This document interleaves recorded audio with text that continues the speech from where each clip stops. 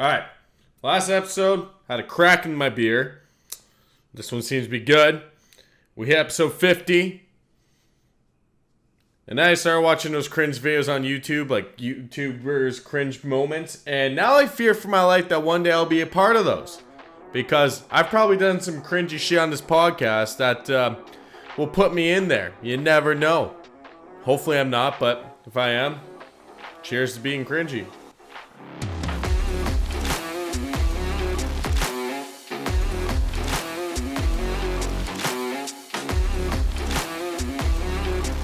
The Honestly Lazy Podcast. Hey, ladies and gentlemen, it's your boy Stick coming back at you with another episode of the Honestly Lazy Podcast. I hope you're all doing well, you know.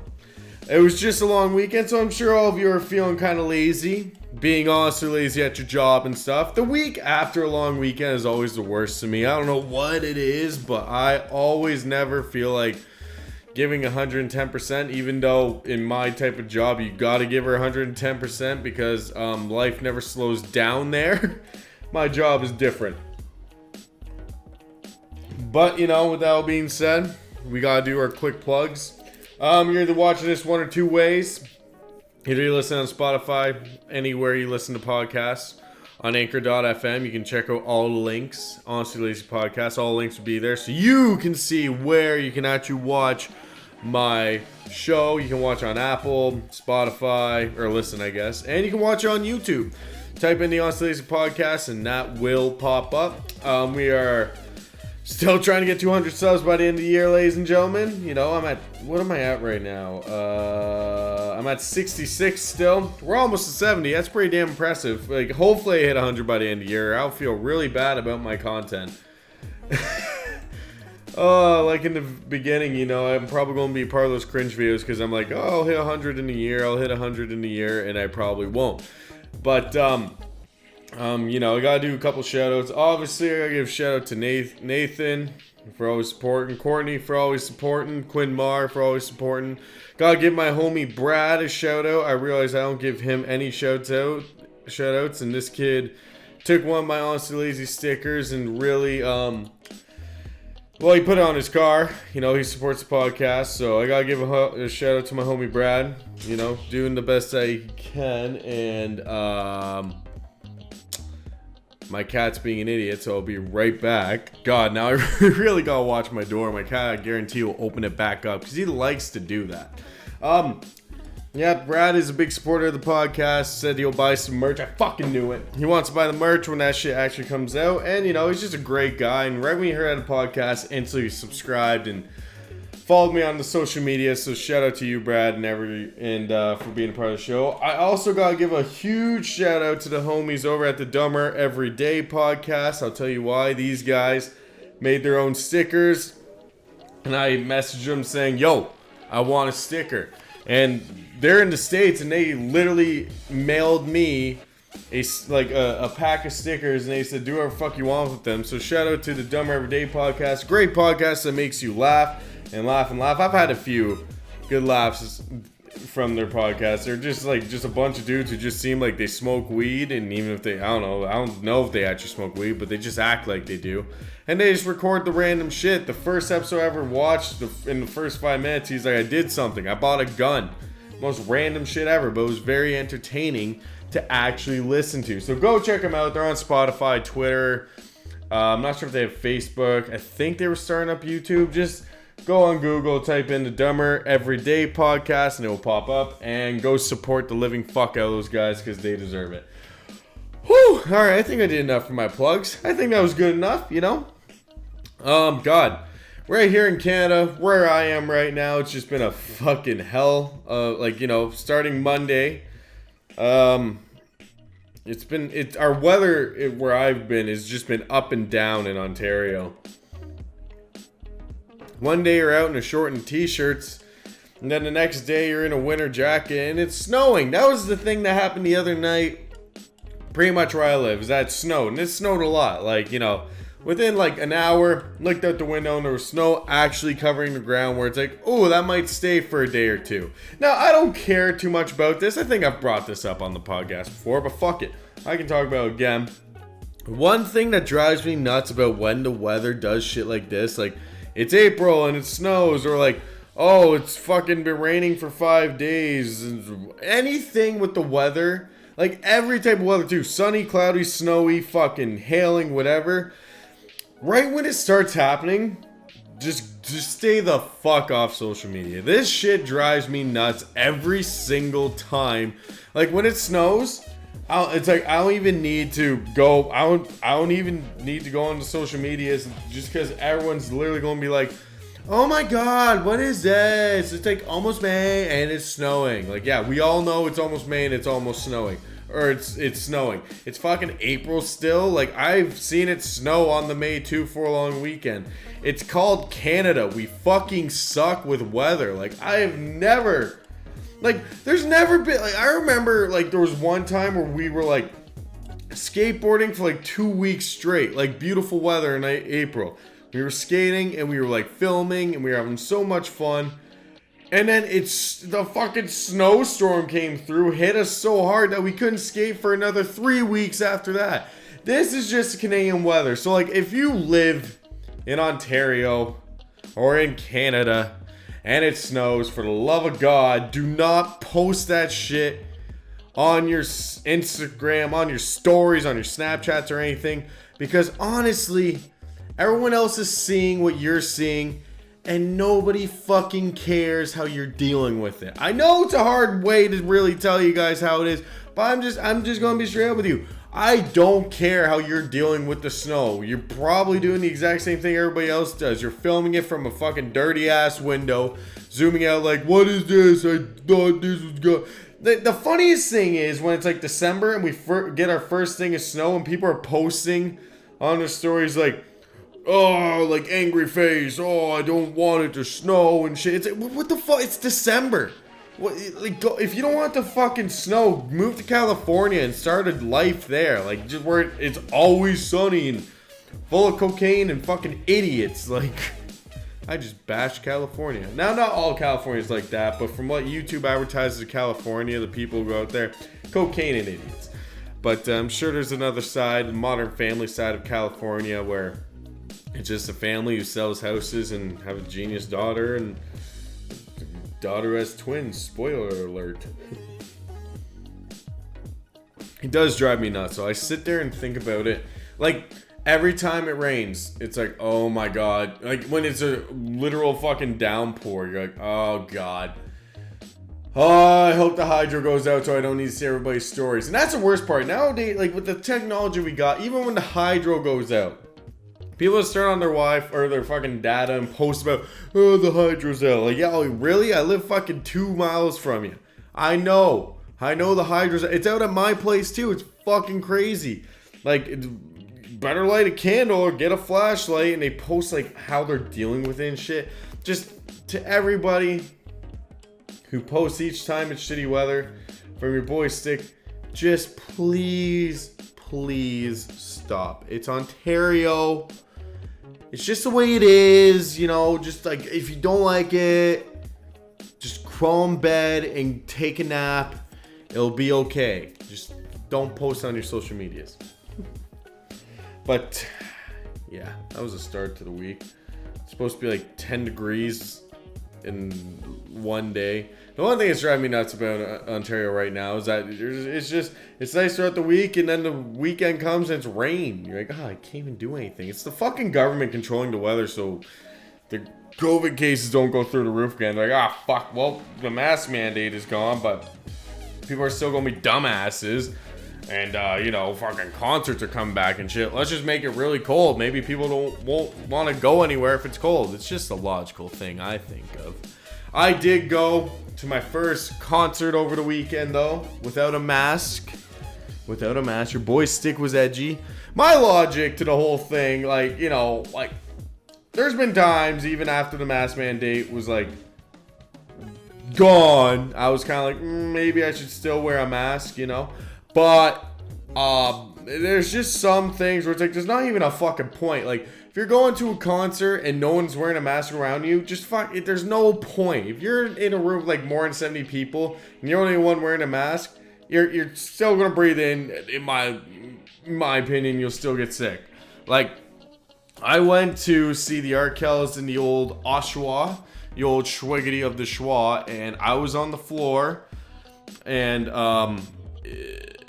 you know, pretty much, it was a weird feeling the first concert where it's like there was no mask or nothing. There was not a lot of rules. It was a weird adjustment to me. I didn't really, like, it wasn't like, oh my god, I feel unsafe, I need a mask. It was just more kind of like, fuck, like, this is a weird feeling. I've been wearing a mask to everything I go to for 2 years. Like, I went to 2 concerts during COVID when it was like okay still, but, you know, limited and shit. And, you know, a lot of people wearing masks and shit. This one, there was like barely anybody wearing a mask. I think I saw 5 people wearing a mask. Like, the funniest thing was seeing people come in with fucking 4 drinks in their hands with masks on. It's like, dude, why the fuck did you even bring the mask in? You have 4 beers in your hand. You're not going to be wearing the mask at all the whole night. You're just going to just be pounding back drinks and getting drunk. Then you'll forget about the mask. Few things I'll say about that concert. Arkells is a hit and miss for me. I mostly went because a couple of my college friends were going, and my girlfriend is a huge fan of Arkells, so I was like, yeah, I'll tag along. Like I saw them when Leather Jacket first came out. I saw them at Osheaga in Montreal, and this is how big they were when I first saw them. They were like, I'm pretty sure one like midday guys at Osheaga, so they weren't like making big noise yet. And you know, ever since, each time they're like, there's only like a few, like 1 or 2 songs that they've played on the radio where I'm like, alright, like, this song sucks. Actually, the funniest thing is they have a song called Private School that all my college friends and my girlfriend hates, and for some reason I fuck with it. It just seems like, you know, you can get stoned off your ass and listen to this song, and everybody hates the song, but to me it's just like to me, I can just see myself getting stoned and just listening to this song and just like laughing my ass off, like, like, you know, not a big thing. They did an amazing job, though. I will say that. Like, if you're not a big fan of Arkells, I'm a fan, but it's like, unless it's with like my girlfriend or like my buddies really want to go, I have no interest really of going to see the Arkells. Like, they're fun and all that, but I mean, like, it's not really my type of a concert in a way. Like, it was an amazing concert, and don't get me wrong, I will go see him again with my girlfriend, but me myself, it's one of those things, I don't really go on my way to see a lot of people concert wise. It's mostly like, oh, my buddies want to go, okay, let's get tickets. Like, the one band I do always go on my way to see, and the only reason why is just because of a night that me and my brother went out. It was only us two. It was our first concert. It was only us two. And ever since, it's just kind of been like a loyalty to like the band and like how much fun we had that night. And it's Glorious Sons. Like, each time they come to Toronto, we usually hit them up. We've seen them 3 times now, and I'm seeing them for the 4th time at Massey Hall in June. That's like one of the bands where I'll always go on my way and actually see them. I'm sure down the road there'll be more bands where I'll actually be like, damn, that band slaps, I'll go see them and shit like that. But for right now, there isn't too many that I'm actually like, oh, like, I'm going to see these guys every single time they come town, I'll go see them. It's just, it's not really for me, honestly. So, with the Arkells, though, I would like to say, though, if you're not like a big fan of Arkells, still go see them. They put on one hell of a show, and even to a guy who didn't know every single song, I had a blast with every single song that they played. They did have a song about their friend, and that hit me close. I was like, damn, I have friends like this. It's about like a friend who's like has anxiety and depression and stuff like that. And I have a few buddies who were like that. That song really hit me close. So they definitely have a mix of all types of different hype for their songs. On top of the fact, they brought a gay couple on stage, and the guy actually proposed to his boyfriend on stage, and I thought that was pretty sick. And actually, I was watching CP24, the old news today, and the couple was actually on there talking about their experience with the Arkells. They have, like, Max, the lead singer, really gives the vibe of trying to entertain the crowd and as much as he can, and he did it 100%. He was amazingly entertaining, and he kept me happy for a guy who's like, yeah, I don't really go on my way to see the Arkells. I definitely had a good time while, for the whole, I think we were there for like their set was like 2 hours long. We were sitting right up, like there's like the catwalk. We were up against the catwalk. So that was pretty cool. Like, I was pretty close to the band. I was like, wow, this band's pretty cool.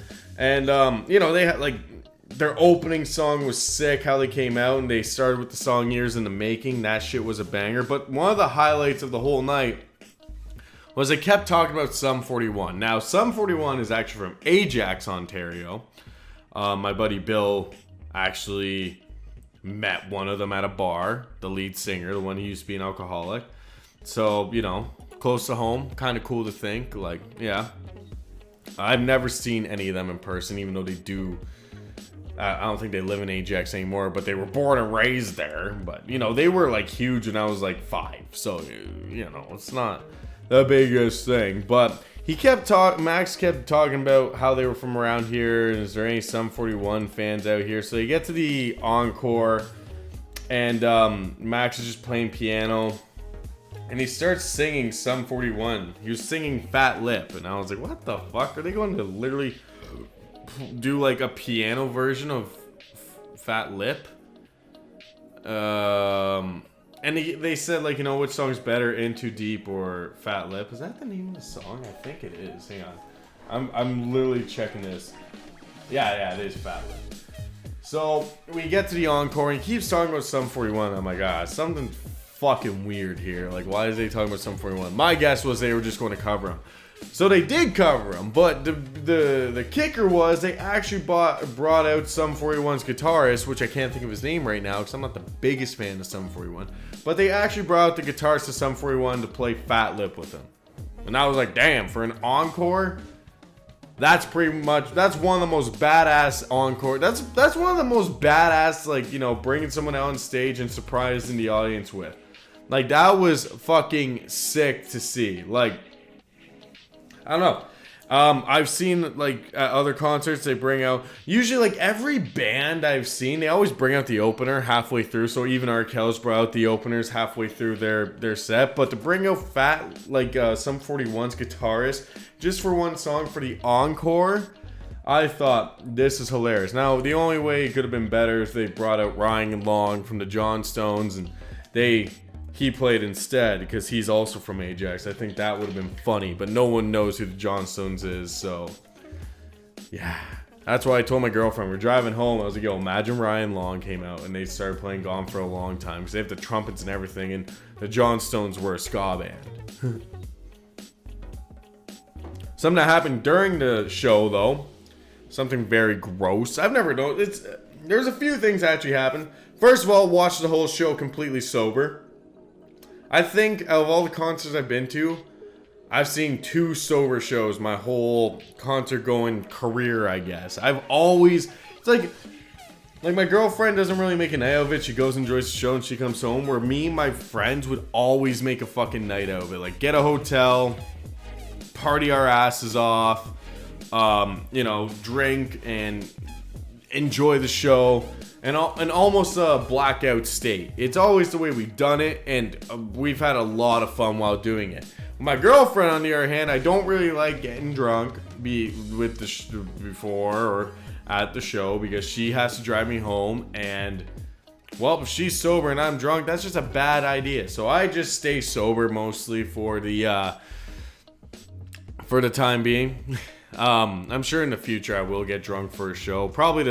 Obviously Glorious Sons, I'm getting drunk. That's like a tradition. You get drunk before Glorious Sons. But Arkells, I stayed sober for. And I still had a lot of fun. Like, it's not like I get drunk because I think concert's going to be boring. No, I just get drunk because I like getting drunk before a show. So, we just, I was sober. And halfway through the show, I was chilling with the Excuses bass player Trevor. Excuses bass player Trevor, I should say. Shout out to that band. Killing it. And he grabbed me. He said, I think there's Puke next to you. And I couldn't hear him. It was in loud music. I was like, what? He's like, I think there's Puke next to your foot. And I look down, and literally somebody puked. This is a first. Like, I don't know, maybe because I get so drunk I don't notice it, but this is definitely a first. Like, I don't think no one's ever done this when I've been fucking hammered. And the fact that this happened out of all concerts, an Arkells concert. That's the weirdest place to get so drunk you fucking puke. But someone literally puked and ran away. And there was a big gap between me and the people behind me. And I was wondering, like, what the fuck? Do I smell or something? But no, it turns out somebody fucking puked. So I give out a big old, oh, what the fuck? My girlfriend looks, she's laughing. We're all having a good time with it.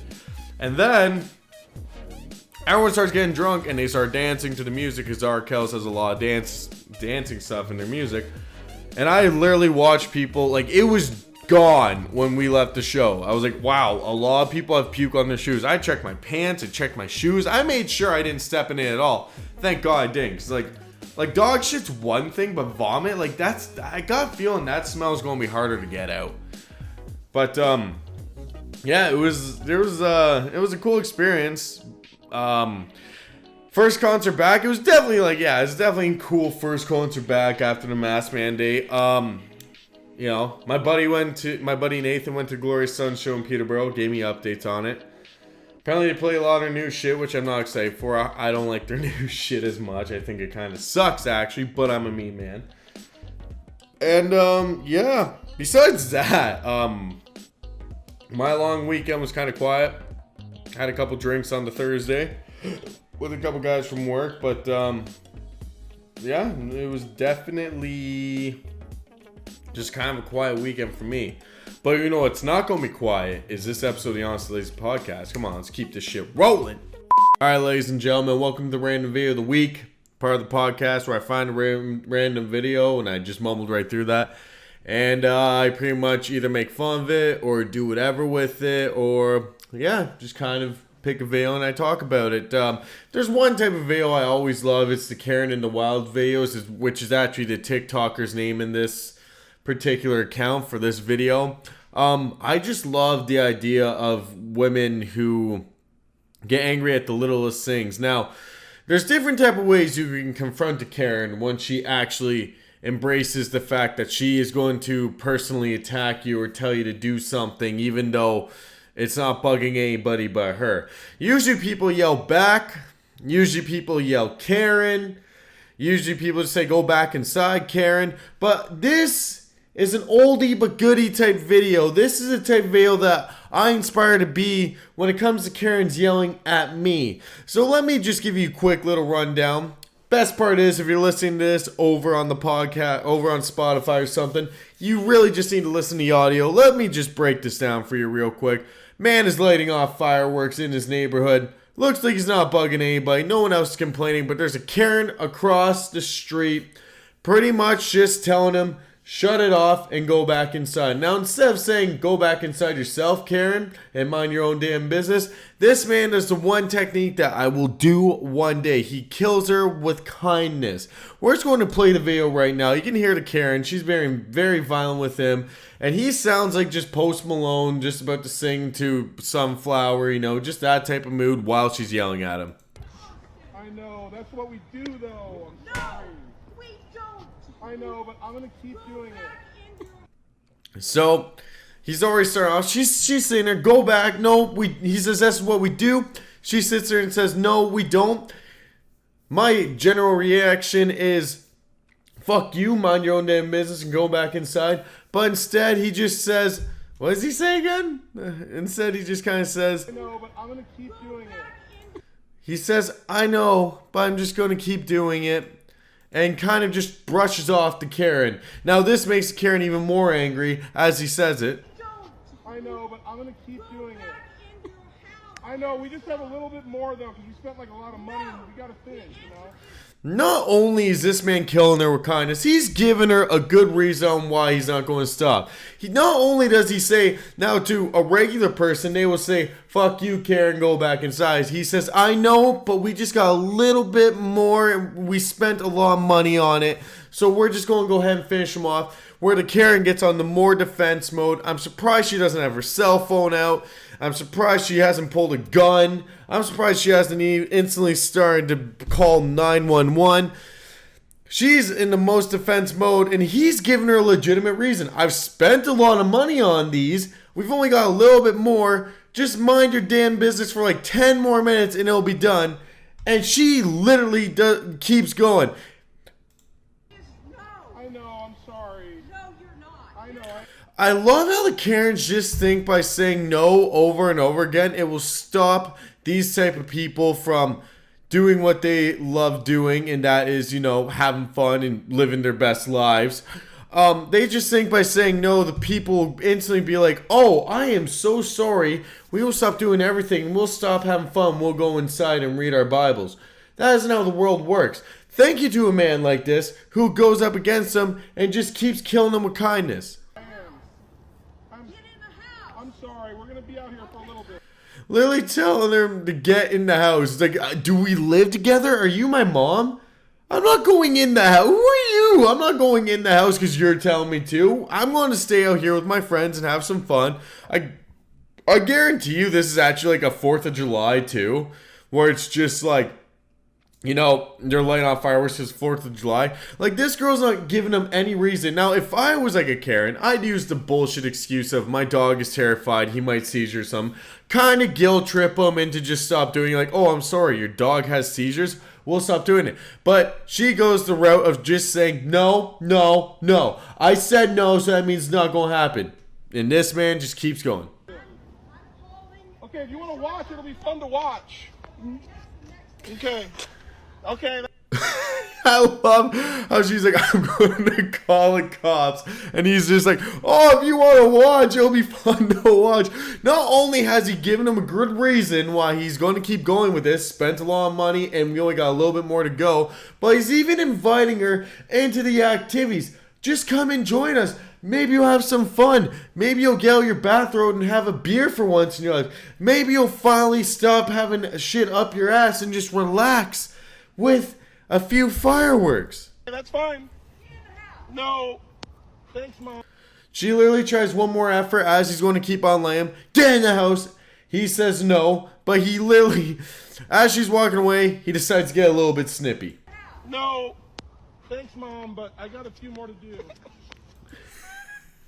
Thanks, Mom. I got a few more to do. I love this man. I salute this man with every bit of my heart. This man did not cave in and start yelling at her and give her a damn good reason to call cops.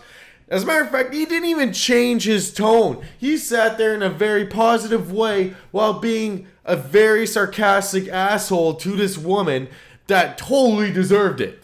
And on top of the fact, he gives her good reasons, he stays positive, and he invites her to it. If this was me, if she was telling me to go inside, I'd be like, go back in your house, call the cops. And if she said, go back inside, I'd be like, I'm about to fucking light one right now. By the time she said, go back inside the third time, there'd be fucking 4 fireworks already going up in the air to scare the shit out of her. Like, I would not handle this any way better than this guy did. I would probably have the cops called, probably be charged, because I'd probably point one. Not at her, but like shoot one like whole like near her just to scare her a little bit. By the way, just joking. Would never do that. I would just call her a fucking bitch and go in your house and mind your damn business. Especially if it's something like 4th of July or Canada Day weekend. It's just part of the activities. Now, if you're a Karen and it's a long weekend, or you're at a concert and you know people are jumping, getting loud around you. Or, you know, there's having fireworks, or there's drinking beer on their front yard and you're not liking it. Please, just stay inside. There's a whole world that is not around you, Karen, that you cannot control. And I know you keep trying to control it. You think you will. But unfortunately, you never will. This is just my PSA to the Karens out there. You will never control the world. Embrace it and live it. And have fun with your life. Stop trying to ruin people's fun. And I hope more people are like this guy when Karens come at him and just kill him with kindness, because it's really funny to watch, and I'm glad someone caught it on video. This has been your random video of the week. Honestly Lazy Podcast. The idea in living in Canada right now is one of those things that I don't recommend to fucking anybody. Like everyone's moving out west and it's for a damn good reason. Right now in Ontario, shit is getting fucking crazy for rent. Now as me, I've been renting since I was 23 years old. I've been out on my own for about 3, almost 4 years now. And it hasn't gone down at all for me for rent. As a matter of fact, it's gone up, went down, and went back up to what I was originally paying when I first moved out on my own. And the crazy thing is, when I first moved out, I rented a whole house for the same time I'm renting a apartment for now. Now, I've talked about that highway house many times, how it's a shithole and all that type of stuff, but it was a fucking house that literally I am paying the exact same for a 2-bedroom apartment that's quite a bit smaller than what I was living in. And plus, I had a shit ton of land at the highway house, where here I can't even mow grass. I got a balcony, that's about all I get. But it's so crazy to talk about the renting and buying houses nowadays. There's no such thing, I'm sure this is everywhere, I'm not sure if it's just Ontario, but there's no such thing as like they're 20 grand under, something like that, and there's a leak in the roof, they want you to pay for it. None of that shit exists anymore. It is literally like 400k over for a dive of a house. I'm shitting you not. I found a house near me that is a complete, like, you have to gut it, you have to fucking do all this work to it, like literally have to tear it down and build a new house, and it's going for 400 fucking k. It literally looks like crackheads lived in this fucking place. All the holes everywhere, and like just not a good place to really, it's not a good startup home. And the fact that it's going for 400k, that's what houses used to be. That's what expensive houses used to be like. Now, like, I shit you not, a townhouse is going for like $1 million, like barely any, like fucking two swipes with a lawnmower, and you're all of your grass is cut for the property for this townhouse, and it's like worth $1 million. This is the type of shit that I'm dealing with. Condos are like 300k. Like, this shit is getting way too out of hand. Now in Canada, you know, our dipshit Trudeau's like, I'm going to do something about it. He hasn't done dick all about it. Doug Ford hasn't done dick all about it. They're starting to do a little bit of things, but it's going to be a long time before your boy here actually owns a house, which really sucks because I really do love cutting grass on a riding lawnmower. Now, the push mowers kind of suck, but if I have to start with the push mower, I'll work my way back up to that good old riding lawnmower I had at the highway house. But I mean, living in Canada, or living in this type of shit is fucking ridiculous. Like, even I've noticed in like apartment buildings, like that my buddies move into, they got their apartment for one price, and then people I know move into the same apartment, and it's like $200 more. They moved in a year later, and it's $200 more for those people than the people who've been living there for already a year. This shit is whack. And I mean, like, especially for like renting, like I had to, like, with my apartment, I had to pay for 2 parking spots, had to pay utilities. When I first started looking for apartments and shit with my brother before we got the highway house, some places had utilities included. You do realize how rare it is nowadays to find a place that has utilities included? It's almost like impossible. It's almost like seeing a fucking leprechaun. That's how rare it is to get a goddamn place with utilities included. Now I'm saying it's rare, but it's not impossible. I'm kind of getting at to the point where no one can live on their own anymore. Like, no one, like, it's so expensive. You have to be making like over $30 an hour to own a 1-bedroom apartment, or to rent a 1-bedroom apartment. The rent prices are more than a fucking mortgage. Let me just tell you one thing that has been kind of going viral all over the internet, that happened. I think it was in Toronto. I'm just going to look it up on my phone real quick, because it's just crazy to think about what actually is going on in the world. And like fucking a pandemic happens, and not only like the pandemic fucks businesses, but house prices, everything goes through the roof once it actually happens. I actually got a few things saved that I do want to talk about, but this is the one. A Toronto landlord attract outrage because he tried to fill a single room with 3 tenants Oh, wait, hang on. I'm going to try this again. A landlord had the audacity to charge $400 per bed. So let me explain this. It's just a one-bedroom, a single bedroom with 3 ghetto-ass looking beds. It's not even like cozy chairs. 2 fucking shitty chairs and a desk. It's not even one of the desks that you can push a button, it goes up and down. It looks like something he fucking pulled out of a goddamn dumpster. And he's asking $400 plus for one of these beds. There's not even walls in between each bed. You would literally be sleeping. I would hate to be the guy in the middle, because you'd be trying to sleep.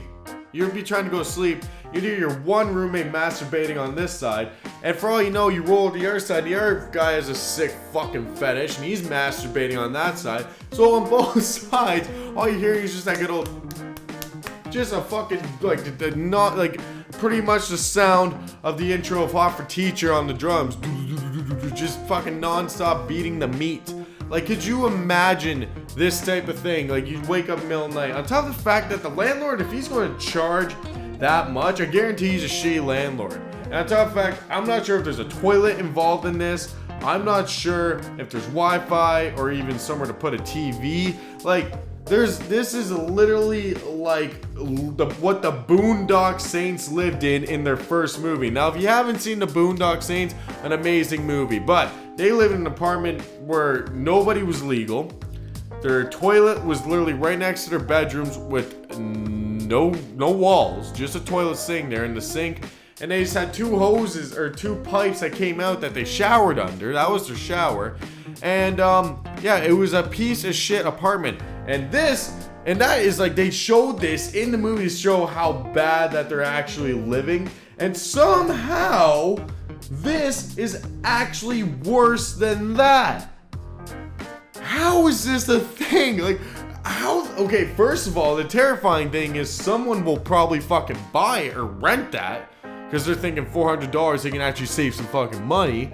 Secondly, if this is how low it's going to get, all I'm thinking is it's only going to get lower from here. People are going to start selling fucking crates, like off of trains. Like, they used to have crate houses that, like, Merle Hager grew up in, a crate train house or whatever. They were just crates off the trains. They will be trying to put those just in random land and sell those for like $300K. This is what I'm thinking. I'm like, oh my god. You know, the market is really, really bad when I was actually considering buying a trailer in a trailer park just to own something. The only thing is, if I bought a fucking trailer in a trailer park, I'd buy it for $100K, and guess what? I would get $50K back. They don't make any money, and I would literally be an actual trailer park boy. I would fucking probably be a Ricky, because I'd probably do the stupid Rickyisms. I can't pull off the bubbles because I'm not blind. I can't pull off the Leahy because I'm not that drunk. Could pull off the Randy with the gut, but I don't like taking my shirt off. I get sunburned very easily. And I can't pull off the Julian because I don't work out. So guess what that makes me? I would actually be a Ricky. On top of the fact, I actually do like wearing button-up shirts like he does. The only thing is I don't have those sweatpants that he has with the button-up the sides. I haven't had those since I was 5. But this is what we're looking at. Someone is literally trying to rent an apartment with a fucking room, probably the size of my office, with 4 beds in it, with a desk and 2 chairs. This is the world we're living in, and I'm so sick of it. I swear to God, if something doesn't happen, like, I'm just accepting that I will never own a house, and on top of the fact, I will probably be living in apartment buildings for the rest of my life. I will have to actually make, because even the houses, like, nowadays when you find a house on like Facebook Marketplace or Kijiji or actual sites, the houses are going for like 25 to 3 grand. Like 3-bedroom houses, 25 to 3 grand to rent. So if you have a family and only 2 of you are like splitting that shit, you both better be making good money, or you're just very good at saving your money. When I rented my house, I'm not going to give the price, but it wasn't 2 grand. It was just a little bit higher than 15. You know what? That's all I'll say. And now it's like 3 grand for a house with backyard. And even at the highway house, I know they usually say the landlords are supposed to cut your grass and shit. Mine didn't. I cut my own grass and I took care of the house. And that's the shitty thing also. Like, I'm just going to talk a little bit about it, but I mean, like, when you're like, with all this shit, all I'm thinking is, oh my god, I hope these landlords aren't shitty. I didn't have water for a whole month. I hope, like, if you're paying $3,000 for a fucking house, I hope right when that water's broken, there's no, you gotta wait a couple days. It's like, I will be there right now and I will fix it. I hope if you're paying more than a fucking mortgage, that landlord better be, like, cutting your grass, like, you know, trimming your bushes, fucking, like, even leaving you a free case of beer from time to time, bringing you firewood for your fire pit. This is what it should be if you're paying $3,000, because it is getting friggin' ridiculous out there. But this is the world we live in, man, and that's all we can do. I hope to God that we can actually move forward and I will be able to get a house one day. Sorry for that, I forgot to mute my desktop audio, so you probably just heard that.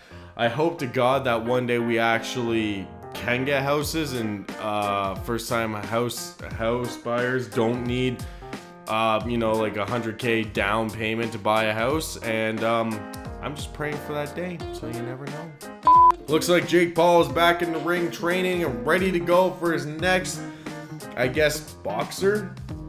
Now, I thought he'd be just going back to Tommy Fury, but I guess Tommy Fury burned that bridge when he called in sick for his one job boxing, which, whatever. Hey, you know what, Jake Paul now has that over you. You bailed. Now he never has to box you, which really sucks, because that was going to be the fight that, like, proved that Jake Paul was a good boxer or not, because this kid was around his same age, and he was, like, I'm pretty sure Tommy Fury is a champion, but unfortunately Tommy had to call in, and now Jake Paul's ego is through the fucking roof and knocked out Tyrone Woodley, and now he's back in the gym, he's getting back, he's ready to box again. And who's one of the first people he calls out? A guy who's blind in one eye. That's right, Michael Bisping, an ex-UFC fighter, also old as fuck, also I would say washed up. That's who Jake Paul called out for a fight. This man, he offered him $1 million to fight him. And all I gotta say is, why are you going after blind people now? This is a new low for you, Jake. You went for the old people, but at least they had both eyes. Now you're going for a guy who's blind in one fucking eye. It'd be really funny if Jake literally called this guy out and he bails and he started making those videos like he did with McGregor, where he was like, oh yeah, you little bitch, man, fight me, it's your biggest pay yet. It's like, bro, I can't fight you. If you punch my other eye and I'm blind, I am just fucking blind. I don't want to learn Braille. It's kind of funny. So, like, he said he wanted to fight Michael Bisping, washed up, blind in one eye. I thought, pussy move. But I'm going to look it up, see if you can still fight. Now, technically, apparently, you can actually fight with one eye. They fucking highly don't recommend it, because you could lose your sight. They usually say just put a goggle on. I don't know. But I looked into Michael Bisping, and apparently this guy literally bullshitted his way through the UFC eye test and everything so he could keep fighting. This man already had lost his eye, and he bullshitted everything just to keep fighting in the UFC. Well, guess what, Jake? You called him out when everybody knows that he has a fake eye. On top of the fact he actually pulled out his fake eye while he was announcing a UFC fight to show everybody. So there's no way he can fake it now to actually fight you. And if you use this against him, then your brain damage is getting fucking worse, and maybe you should stop boxing. Now, if you really ask me and my buddy Jonesy were talking about this the other day. We were talking about, well, you know, Jake Paul should fight somebody, but who should he fight? Like, if he's going to keep going for fucking washed up old dudes, like, my top tier here for him is like Nate Diaz. Even though Nate Diaz wants his last fight, I do believe, to be Khabib. Oh no, Poirier. And then he's retiring, so it'll probably never happen. Mazadov, but Mazadov says you need to pay me more, which, okay.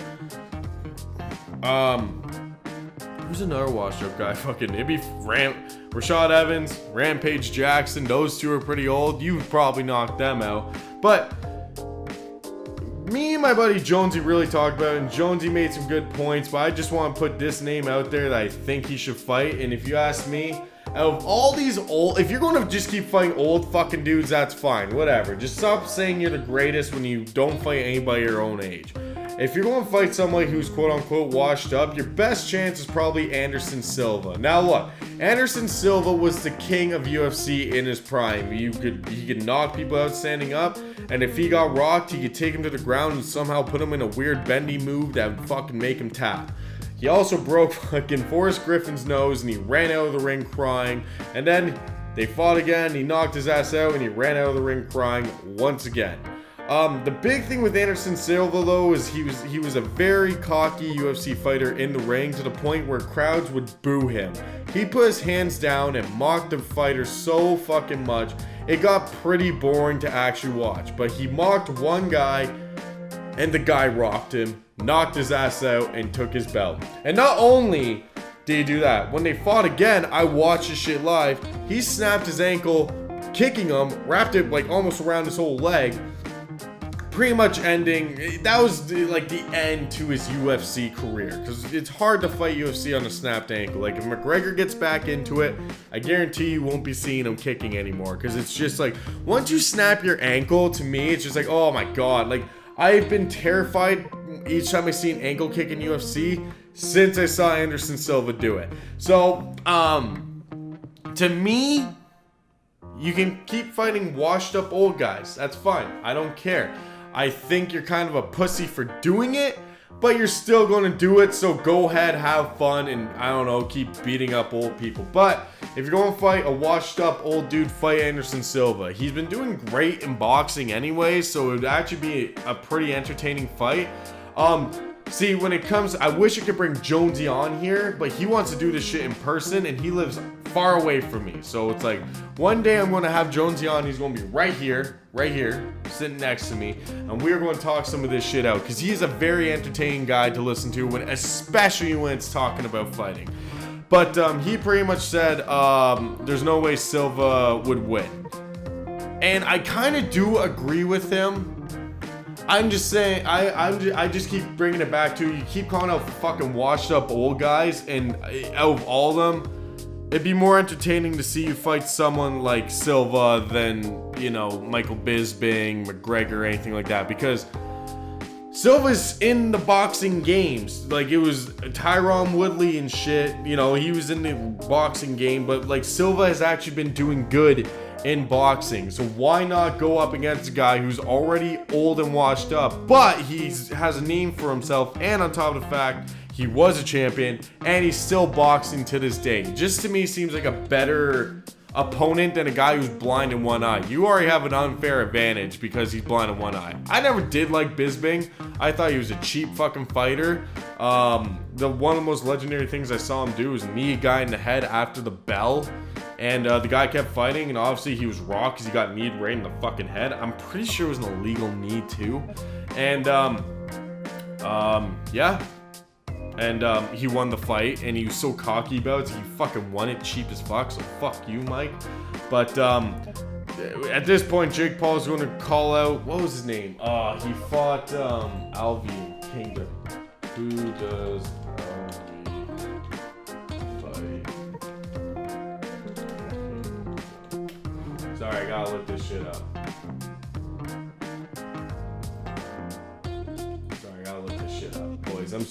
I'm sorry, I'll keep you entertained while I do it. So it's a guy who, oh my god, it's not going to tell me. Matt Hughes, that's it. Who you going, that's like the next lowest thing you could do is call out Matt Hughes, who got into an accident and survived. I'm pretty sure, from what I've heard, he got hit by a train and he survived it, and now he's like, he's not the same. Like, I'm pretty sure he's getting, like, he's starting to walk and shit. I'm not 100%, but when Jonesy showed me the last thing I saw about him, it was not nice. So that's like the next thing you can do. Fucking call a guy who's blind in one eye, might as well fight a guy, call it a guy who's been in an accident. Like, Jake Paul really needs to, you're signed to fucking a big boxing thing, you have your own, like, people you're signing. Time to start fucking fighting people your own age. Like, you're getting really good at the sport. I'm not saying that, but you need to start fighting people your own age. Like, at this point, I'm more entertained, like I've talked about, iDubbbz Creative Clash, I'm more excited to watch that fight than whoever Jake Paul's fighting next. Unless it's Tommy Fury, I really don't give a shit who Jake Paul is actually fighting next. And that's just a cold hard truth. Just a quick little last thing before I really sign off. It's kind of crazy. Mr. Beast cannot stop winning. Mr. Beast has officially been on the cover of the fucking Rolling Stones. This is a big thing for you, for a YouTuber. I've been a fan of the Rolling Stones covers my whole life, and the fact that Mr. Beast actually has been on it, of all the YouTubers, Mr. Beast definitely deserves it. Not just because, you know, he's one of the, like, probably the biggest YouTuber on YouTube right now, but all he does is give his money back, and he does a bunch of stuff for charity. And I just want to do a quick little thing is to salute Mr. Beast, man. You fucking are killing it, and I can't believe that you were literally on the cover of Rolling Stones. Like, I'm actually jealous.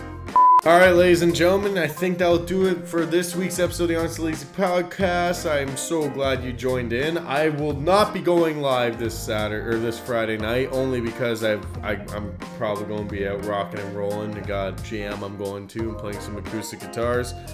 And I definitely need that after the week I've been having. So I hope everyone had a great 420 this week. Like and subscribe, and go check out all the social medias down below. Check out Spotify. Do everything you can. Support your old pal Stick, and I will see you next week. So until next time, it's your boy Stick. I'm out. I gotta stop saying next week, so you never know if I'll upload. The Honestly Lazy Podcast.